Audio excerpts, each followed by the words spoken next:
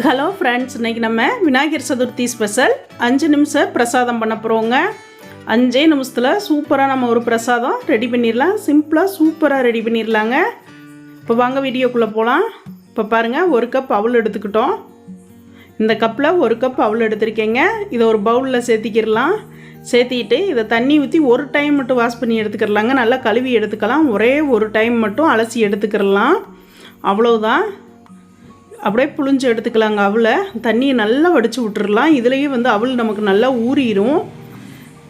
தண்ணி மட்டும் கொஞ்சம் கூட இல்லாத அளவுக்கு நம்ம புழிஞ்சு எடுத்துக்கிறோம். 5 நிமிஷத்தில் சிம்பிளான சூப்பர் பிரசாதம் நம்ம ரெடி பண்ணிடலாங்க.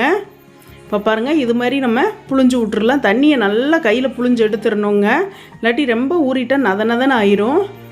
இப்போ பாருங்கள், தண்ணியெல்லாம் சுத்தமாக வடிஞ்சு வந்துருச்சு பாருங்கள். இதேமாரி நம்ம நல்லா வடித்து எடுத்துக்கணும்.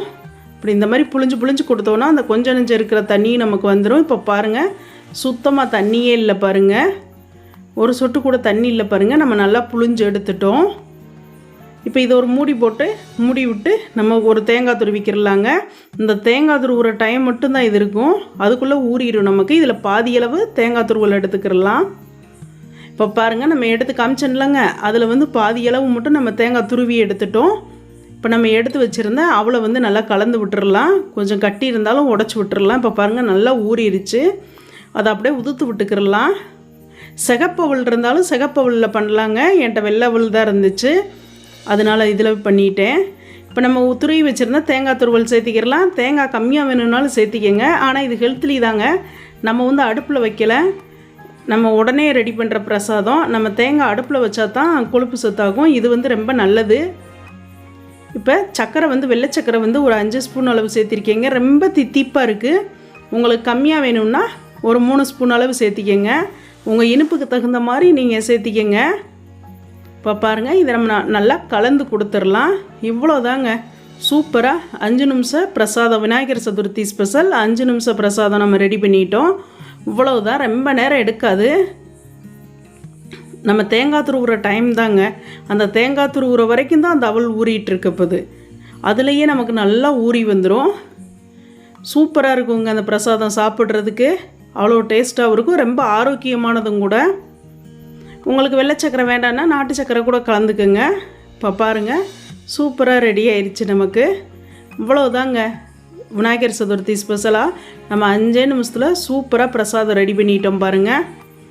இவ்வளோதான்.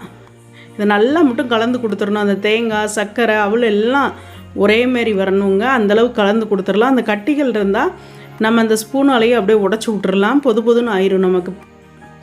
இப்போ பாருங்கள், சூப்பராக ரெடி ஆயிடுச்சு பாருங்கள். பொதுன்னு நல்லா தித்திப்பாக இருக்குது. நீங்கள் சர்க்கரை கம்மியாக வேணும்னா கொஞ்சம் குறைச்சிக்கோங்க. இப்போ இந்த பவுலில் தாங்க நம்ம ஒரு பவுல் அவல் எடுத்திருந்தோம். அந்த பவுலில் இப்போ ஒன்றரை பவுல் நமக்கு பிரசாதம் கிடச்சிருக்கு.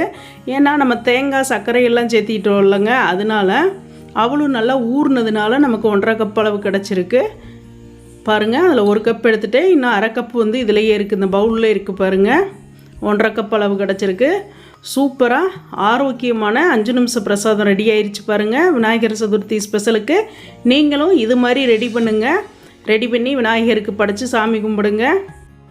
நம்ம சேனலை லைக் பண்ணுங்கள், சப்ஸ்கிரைப் பண்ணுங்கள். மறக்காமல் பக்கத்தில் இருக்கிற பெல் பட்டனை கிளிக் பண்ணிக்கோங்க. Thank you friends.